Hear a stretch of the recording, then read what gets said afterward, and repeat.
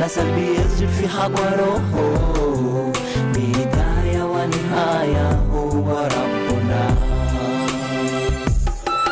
لو بداية حمود ولا قلب بداية عبود ولا إيماني بداية عبود ولا عشان الله هو روحه فيها وفي روحه آمنا فيها وفي روحه عشان الله هو روحه فيها وفي روحه آمنا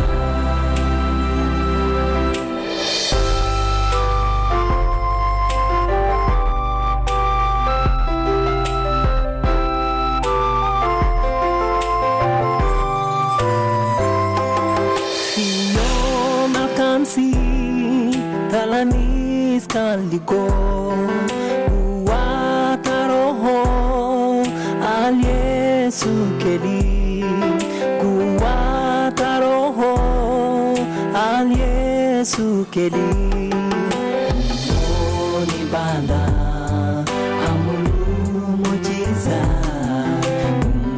Time is exactly 8 o'clock.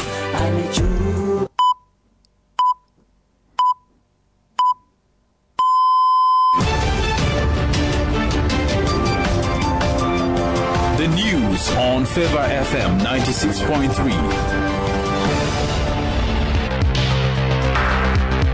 Good morning, welcome to Favour English News with me, Andama Godfrey Israelite. First, the headline. President Kiir returns to Juba after attending African Union Summit. EAC launches trade watchdog for South Sudan. And second year Congo City falls to M23 rebels. And now the news in detail. President Kiir returns to Juba after attending African Union Summit. President Salva Kiir did return to Juba on Sunday after attending the 38th African Union AU Summit in Addis Ababa, where he held talks with the leaders of Tanzania and South Africa, among others, on the sidelines of the event. In a statement shared by his office, citing Presidential Affairs Minister Joel Mahud Ajongo, said the discussions at the summit focused on the ongoing conflicts in the Democratic Republic of Congo and Sudan. The statement also highlighted that African leaders urged the newly elected chairperson of the African Union Commission, Mahmoud Ali Yusuf, to prioritize efforts aimed at resolving the wars currently ravaging the continent. The Minister of Presidential Affairs, Ambassador Joel Mahud Ajongo, said the summit addressed the conflicts in the Democratic Republic of Congo and Sudan, with a call for the new chairperson to prioritize resolving these issues. He was quoted saying, that was the statement that was read. The statement added that during his time in Addis Ababa, Kiir met with Tanzanian and South African presidents, among other leaders, to discuss ways to strengthen bilateral relations between South Sudan and their respective nations. The 38th Ordinary Session of the AU Summit brought together leaders from all 55 member states.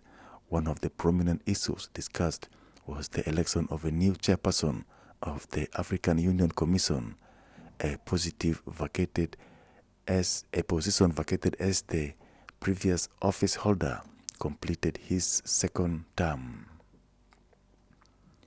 Families grapple with education expenses in Western Equatoria. Parents in Western Equatoria State, South Sudan, have expressed growing concerns over the escalating cost of school fees, calling on the government to take action. Schools across the state reopened on 3rd February 2025, but many families say they are struggling to afford the fees required to keep their children in education. Barnaba, a resident of Yambio County, said that the financial burden is overwhelming for parents, particularly those with multiple children. Francisca Poni, a police officer and mother, revealed that she has not received her salary for 15 months, leaving her unable to pay school fees. She urged the government to engage with private schools to reduce costs. 3 killed in Mayom County road ambush. At least 3 people were killed and 1 injured after unknown assailants attacked a vehicle in Unity State's Mayom County on Friday. Officials have confirmed the incident occurred near the Kwatong border with Warrap State, where gunmen ambushed a car traveling from Juba through Warrap to Bentiu, the capital of Unity State. Unity State Information Minister Gatwich Pepal Bob confirmed the incident. The identities of those killed have not yet been released. Both added that an investigation into the attack is underway, urging against assigning blame until the findings are concluded. Quote, "No side should be blamed pending the outcome of the investigation," end quote, he said. The attack comes amid ongoing efforts to Unity State Governor Riek Top to foster peace and reconciliation among border communities, including those in the Abia and Reng administrative area, over the past month. No group has claimed responsibility for the ambush. EAC launches trade watchdog for South Sudan. The National Coordination Committee for the East African Community in South Sudan has formed a new committee to oversee cross-border trade in pre-packaged food products and cosmetics. The initiative aims to enhance the quality and safety of goods traded within the region. Ramadan Fame, a senior standards officer at the East African Community Secretariat, said on Friday that the committee will facilitate the implementation of the EAC's framework for cross-border trade in pre-packaged goods. Mr. Faume emphasized that the establishment of the committee in South Sudan will create new opportunities for the country to strengthen its struggling economy. In her closing remarks, Gloria Nyoka, Executive Director of the South Sudan National Bureau of Standards, stressed the importance of harmonizing standards to align with the African Continental Free Trade Area. She reiterated her commitment to implementing the resolutions and plans agreed upon during the meeting, ensuring the quality, safety, and regulatory harmonization of goods in South Sudan. You are listening to Favour News. 4 South Sudan People's Defense Forces officers were killed in clashes with armed civilians in Nasir town, Upper Nile State, according to SSPDF spokesperson Major General Lul Raikong. A county commissioner reported 10 civilians injured as a result of the fighting. The clashes began Friday afternoon and reportedly resumed Saturday morning. Major General Lul Raik on Saturday afternoon said that the fighting broke out after an attack near the SSPDF barracks. General Lul accused the SPLM-IO, led by First Vice President Riek Machar, of instigating the ongoing incidents in Nasir County and called for mutual respect between the parties. Nasir County Commissioner Gatluak Liu Theop described the situation as precarious. He urged the SSPDF leadership to respect civilians and expressed concern that the situation remains unpredictable. Ter Manyang, a civil society activist and executive director of the Center for Peace and Advocacy, called for restraint. In regional news, second DR Congo city falls to M23 rebels. Rwandan-backed M23 rebels have entered Bukavu, the second largest city in the Eastern Democratic Republic of Congo, seizing the regional governor's office. Some people lined the streets to clap and cheer the fighters as they marched and drove into the city center without resistance. It is the second city after Goma to fall to the rebels in the mineral-rich region in the past few weeks. The Congolese government has acknowledged its fall and asked residents to stay at home. Quote, to avoid being targeted by the occupying forces, end quote. The UN and European countries have warned that the latest offensive, which has seen hundreds of thousands of people forced from their homes, could spark a wider regional war. The provincial governor, Jean-Jacques Posusi-Sadiki, confirmed that the fighters were in Bukavu city center by Sunday morning, adding that Congolese troops had withdrawn to avoid urban fighting.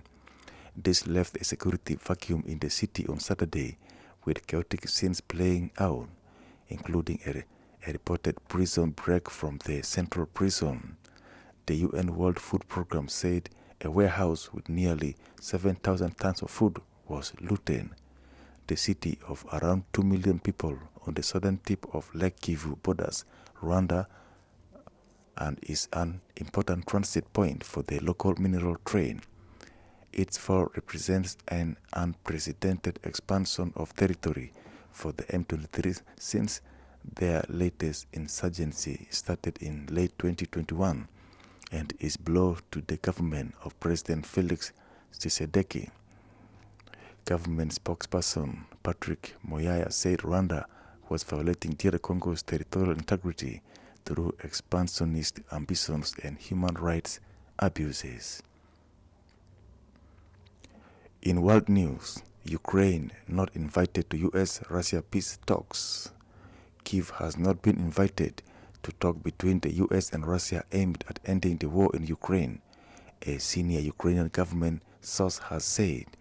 The US Special Envoy to Ukraine, Keith Kellogg, had said Kyiv would be involved in Monday's talks in Saudi Arabia, but the source said no delegation would be present.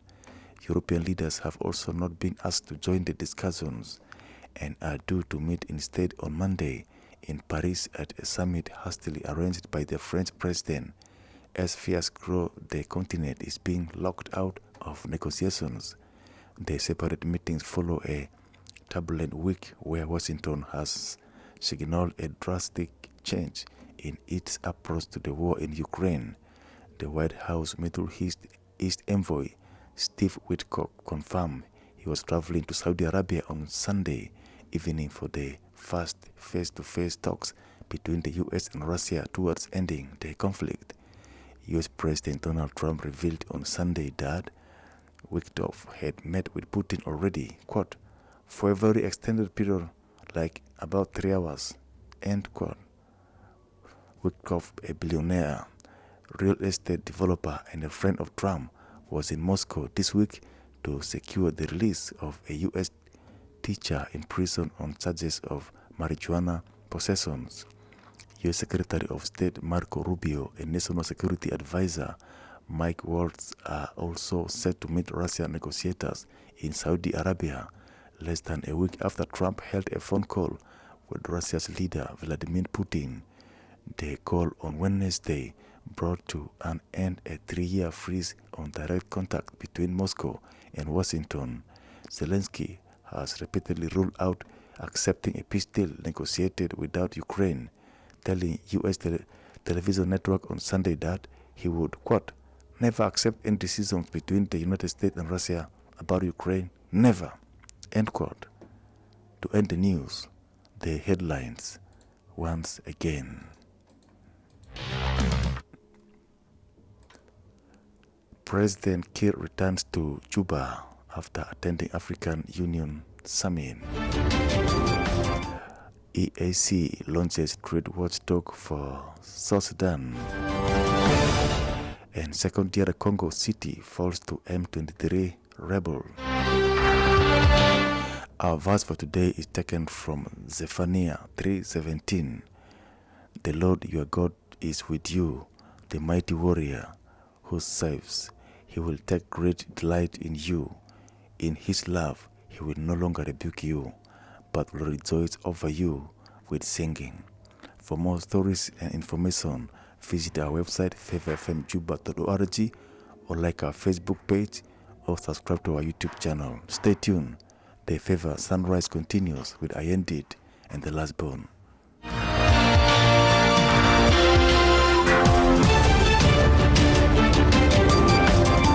That was the news on Favour FM 96.3, the heartbeat of God.